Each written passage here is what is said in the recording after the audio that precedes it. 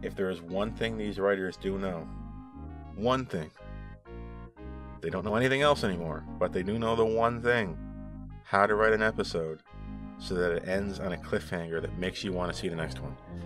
And by God, when they fail to do that, you got a bad show.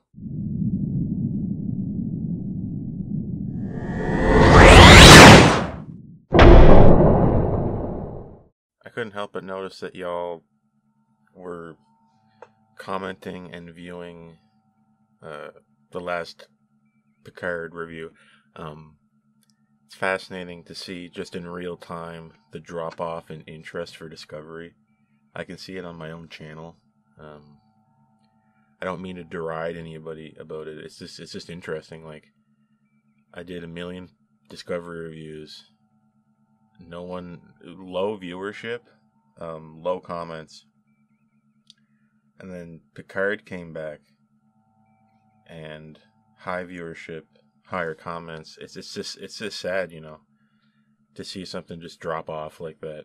To see something just sink like a rock. Is it that bad? Is like, do people like give that little of a crap about Discovery now?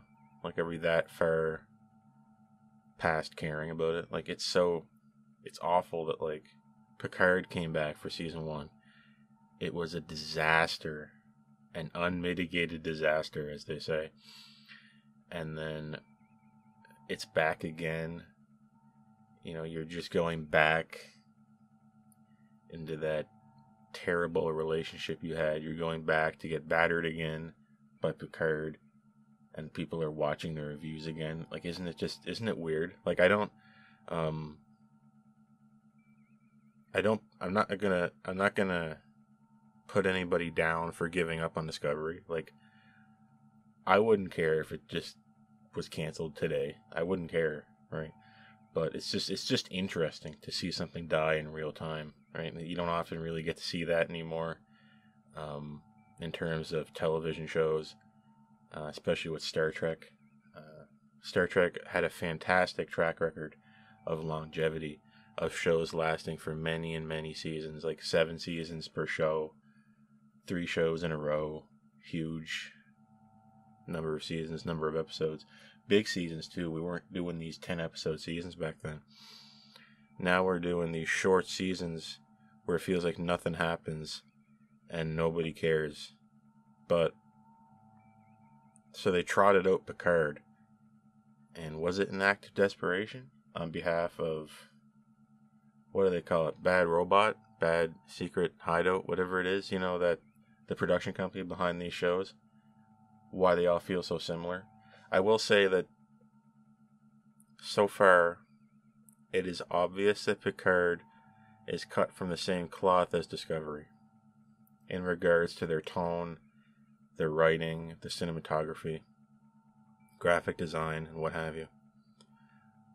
But Picard feels like it's moving, in this season anyway, feels like it's moving at a mile a minute, and Discovery feels like it's moving at a mile a week. I must say season 4 of Discovery has been disastrously slow, but I still think it's the best season of Discovery so far. Picard season 2 is at a breakneck pace. I think they're responding to all the complaints about the first season. They're acting like the first season was great, as you would do in marketing. You would say, oh, first season was wonderful, and we were following it up with something even better. Keyword being even better, because this first 2 episodes are miles ahead of the first 2 episodes of season 1. Still a little spooky, but we are going through plot like that. We are firing concepts at you. We're breakneck speed, like I said.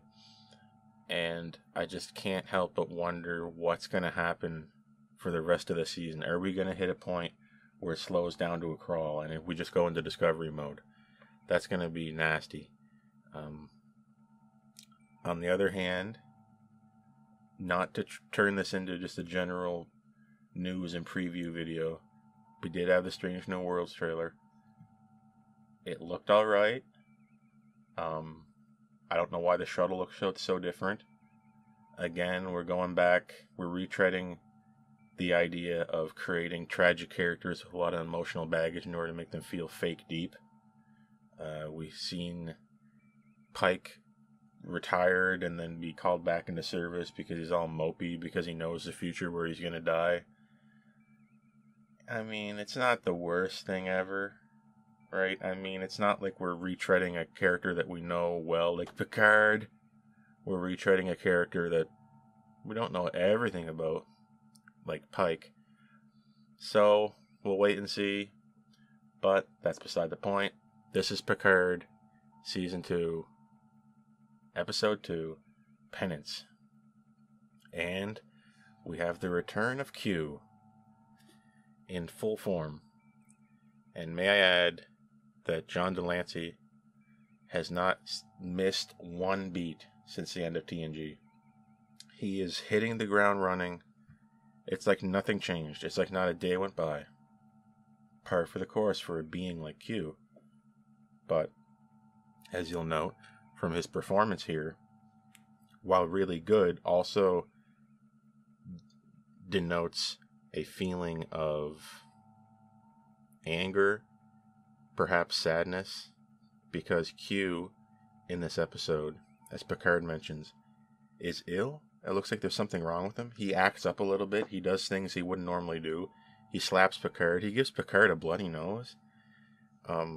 He gives Picard's prosthetic, synthetic, positronic nose a positronic nosebleed. Because remember, Picard is a robot zombie now. So, I don't know. Whatever. Maybe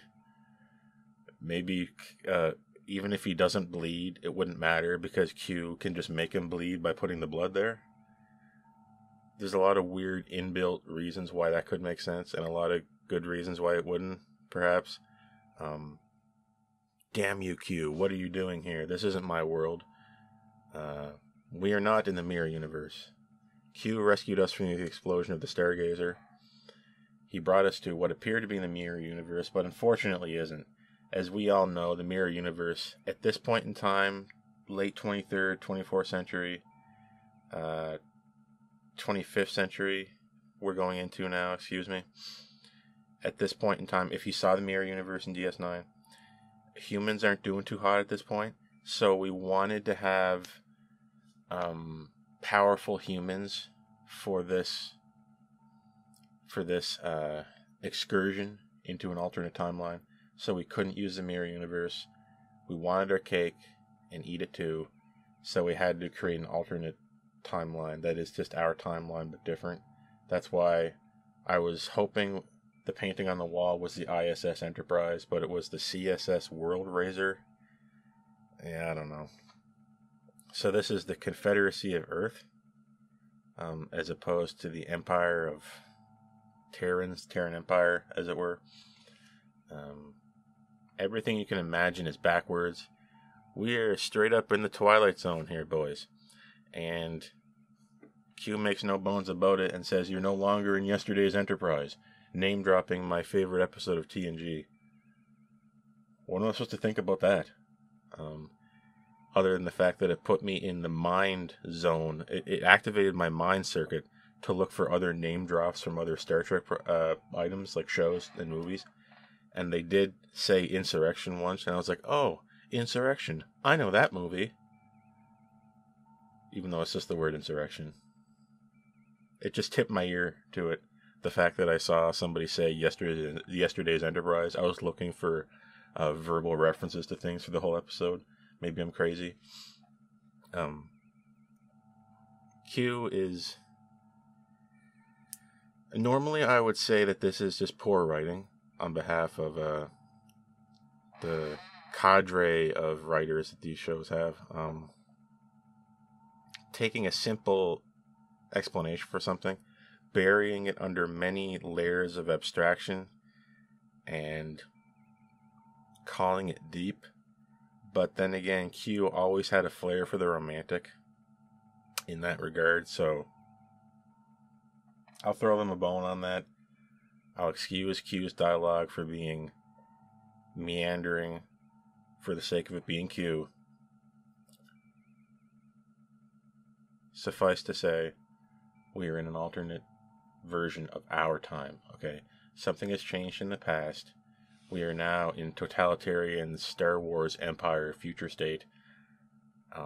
Looking exactly like that, whatever that new Star Wars film was. I don't know what it was. The Empire was back or something. I don't know how all that works. I don't even know what Star Wars is. All I know is that it looked like some of the trailers for one of those films. You know, the one Star Wars film I didn't see? The one Star Wars film I didn't see. All of them. Yeah, definitely shades of some kind of Imperial Galactic Empire, you could say.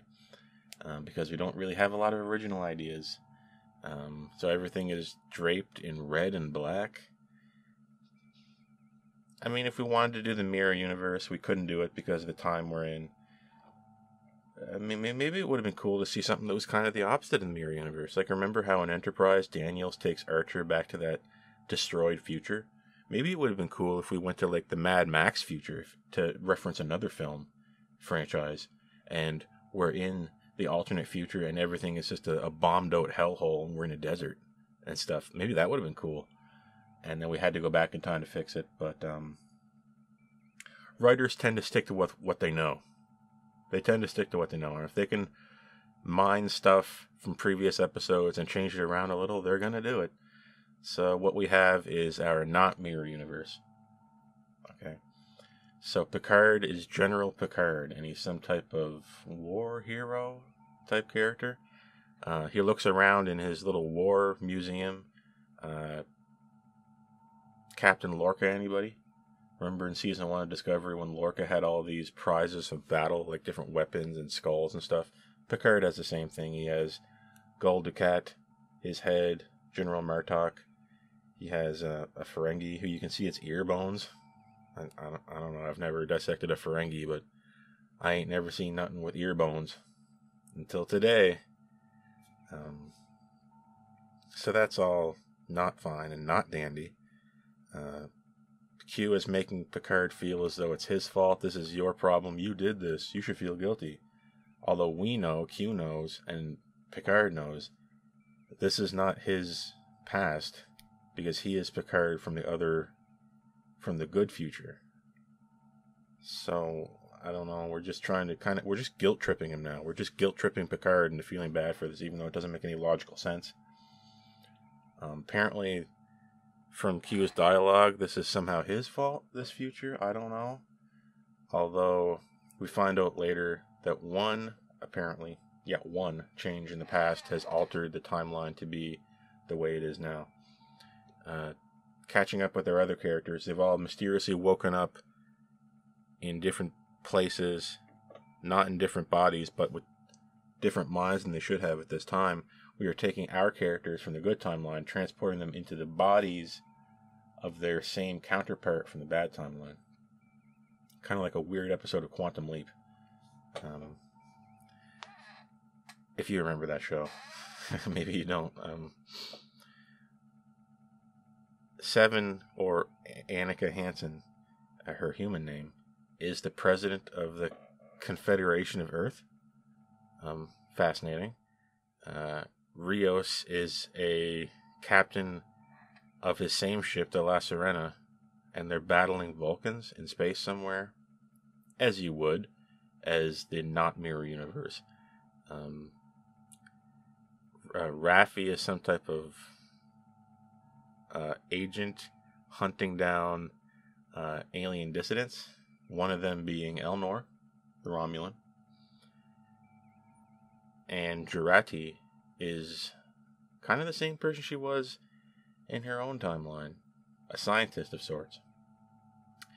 And it would appear, if you've seen this episode, that while Tilly is gone from Discovery, her soul is not gone. No one's ever really gone.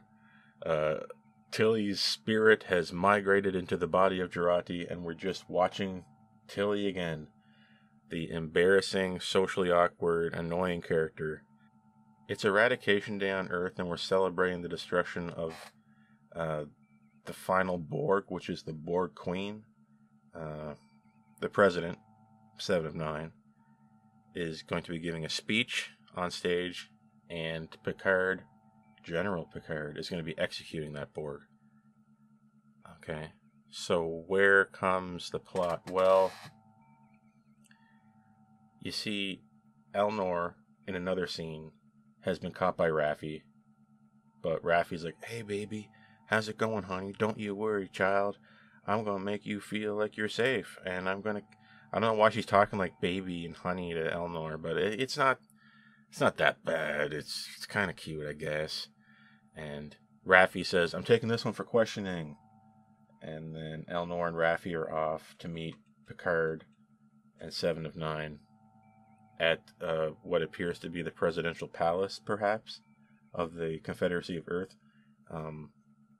And by the way, Seven's husband, I keep saying Seven, well, in this universe, it's President Hansen's husband is walking around, and he is on to something. He knows that something's wrong. These characters ain't acting right. They're not their usual despotic, mean-spirited self. They drop little wrong words here and there, like they say Federation once instead of Confederacy, and what have you. So he's on to them. He knows there's something going on, and we have to meet the Borg Queen, find out what the Borg Queen knows about the time break. The time stream has become corrupted somehow. Timey-wimey shenanigans, you know how I love that. Seven reveals that the Borg have trans-temporal know-how, like they understand what's going on with themselves in alternate timelines and time frames. Kind of interesting. They're kind of like Elorians in that regard, in that they realize what's going on in their own time frame. They have extratemporal perception. They can tell when time has been screwed around with, just like Guinan could in the TNG episode Yesterday's Enterprise. To bring up that episode again, which was name dropped, you remember. Our synthetic androids look around and they turn their head to think, and you see their eyes flashing and they just look terrible. I don't know why they don't look like Data. Whatever. Again, frightening flashbacks to season 1. Seeing annoying androids walk around, annoying fighting and violence, and I think someone says bullshit at some point. Okay, whatever. But you will note that Elnor did manage to almost cut someone's head off in this episode. They create a distraction after they're in the presidential palace. They have to beam out. It sets off some alarm.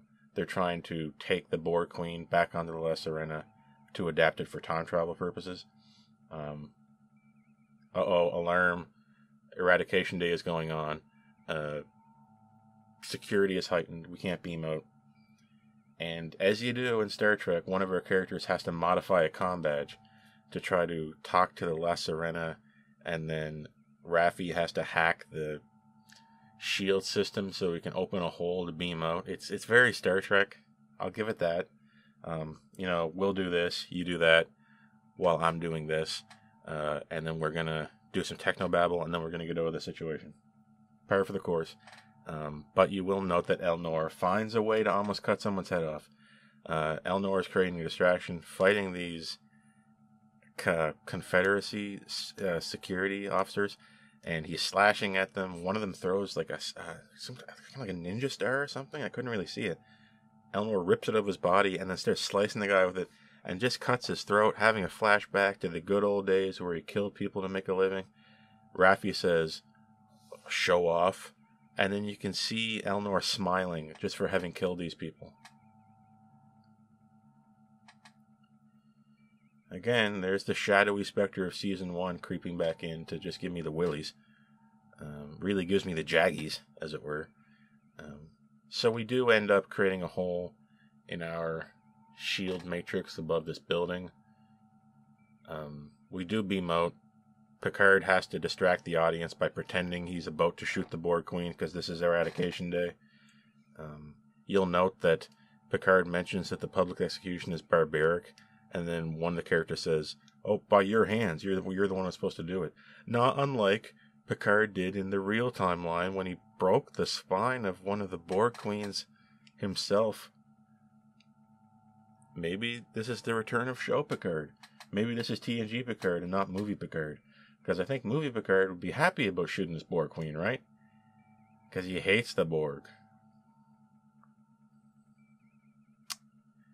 Whatever. We beam back to the Les Arena, and by the way, all the ships fighting on the side of the Confederacy, Starfleet, that's what it's called.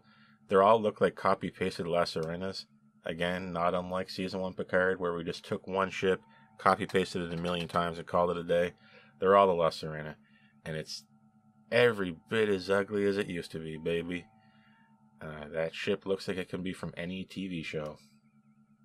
Sorry to say it. It's slick, for sure. But in these days, what isn't slick? We're beaming on the Les Arena. We have General Picard, President Hansen, Jurati, Rios, and the Borg Queen, and Elnor, beamed up onto the Les Arena. And there's a problem, though. We're being forcibly boarded via transport by security from Earth and Hansen's husband. Who, by the way, I was totally enthralled by his character this whole episode. He was so funny. He was really into it. He was really doing a good job visually showing that he was confused by these happenings. And just imagine the shock. Just imagine you're him, that little guy. I shouldn't say little, but he definitely he's shorter than 7. Just imagine if you were him, and one day your own president, the famed General Picard, on Eradication Day, abscond together for the purposes of saving the Borg Queen, your sworn enemy, and they're hooking up the Borg Queen to their ship and getting away with it. Just imagine what you would think. You wouldn't believe what was happening. You would think you were in the alternate reality. He probably thinks he woke up in an alternate timeline. He's probably thinking, Q, what did you do? Maybe they know about Q here, I don't know. Q gets around. Also, one note about Q being ill or what have you. It isn't the first time we've seen the Q continuum be fallible. If you remember Voyager, we've seen them want to die. We've seen them disagree with each other. So we are not totally in a state of unity in the Q continuum. So that is fair. And we have your classic hold-up ending. How many times did you see a show where it had the classic hold-up ending, where everybody is just aiming guns, and we don't know what's going to happen, who's going to kill who, how are we going to get out of this? It's that ending. And I did want to see more, but I will point out that these shows are designed to hook you into watching the next episode. If there is one thing these writers do know, one thing, they don't know anything else anymore, but they do know the one thing: how to write an episode so that it ends on a cliffhanger that makes you want to see the next one. And by God, when they fail to do that, you got a bad show. And Season 1 Picard was like that, and a few seasons of Discovery were like that. Thankfully, I think we're out of that time. I think we're out of that bad timeline. I was slightly interested in seeing what's going to happen in Episode 3 of Picard, as I am slightly interested in seeing what's going to happen in Discovery. However, I'm most interested in seeing what's going to happen in Prodigy, because Prodigy is the first Star Trek series since Enterprise where I can just say it's good. I don't have to have any qualifying statements around it. I can just admit it to myself. It's good. It's fun. I want to see what happens. But this is not a Prodigy review. I am waiting for Prodigy to come back. But in the meantime, we have to put up with Picard. We have to put up with Picard and Discovery for just a few more weeks until we can get to Strange New Worlds. I can't wait till we can get Strange New Worlds and Prodigy going together. That's going to be fun. But we have to do a few more weeks in hell. Hopefully not a year of hell if those next shows turn out bad. This was penance, and Picard is paying penance for what? We don't know. Does Q know? Maybe he doesn't know or doesn't care. Maybe he just hates Picard and wants to see him suffer. Like the writers. So yeah, the general arc of this episode is we're in what is not the mirror universe. We're trying to get out of it. We need to rescue the Borg Queen. We need to evade what is ostensibly our own forces so they don't find out that we're working against them. And we need to essentially go back in time to 2024. The Borg Queen tells them that they're looking for a character called the Watcher who can help them in 2024, who I think is probably Guinan. Maybe if we can somehow finagle Guinan into looking like 2024 Guinan. I don't know how that's going to work. I mean, Guinan isn't a Lorian. She knows something has happened to time. So if I were Picard and knowing what I knew about Guinan, I would be looking for Guinan, right? That's just me, but the Borg Queen has told us to look for the Watcher in 2024. And 2024, wouldn't you know it, they're going to Los Angeles because we don't have a lot of money to make the season. So we're going to where we're filming it anyway, and dang it. Wouldn't it be cool if we went to like somewhere else on Earth, you know, or we went to Vulcan? Man, imagine if the Watcher we had to find was on Vulcan in the year 2024. That would be cool. So many more cool things you could have done with this. Imagine if our ruined timeline future was a deserted hellhole that was covered in fallout and ash, and there was nobody around, and then we had to go back in time to Vulcan to figure out what went wrong. Oh, that'd be so cool. But it would be so expensive. So we didn't do it. And it would be a little bit more difficult to write. So we didn't do it. So we're going par for the course. This is a plot that could have really occurred in any show. How many times are we going to go to an alternate future where everything's different? In the Twilight Zone, Black Mirror, whatever. I don't watch a lot of other TV shows other than Star Trek. Because I consider Star Trek a documentary. And I only watch nonfiction. So, yeah. Okay. This was penance. Visually. Not as cool as episode 1. Episode 1 looked like Star Trek. And when your show looks like itself, that's good, right? When it looks totally weird and wrong, that's bad. This episode looked like exactly how a 10-year-old would design a totalitarian regime. Having spent the first half of his life on a diet of the History Channel, maybe. They might think this. Let's just make it look like that. People know that. Cool. Let's go with it. Do you have any other ideas? No.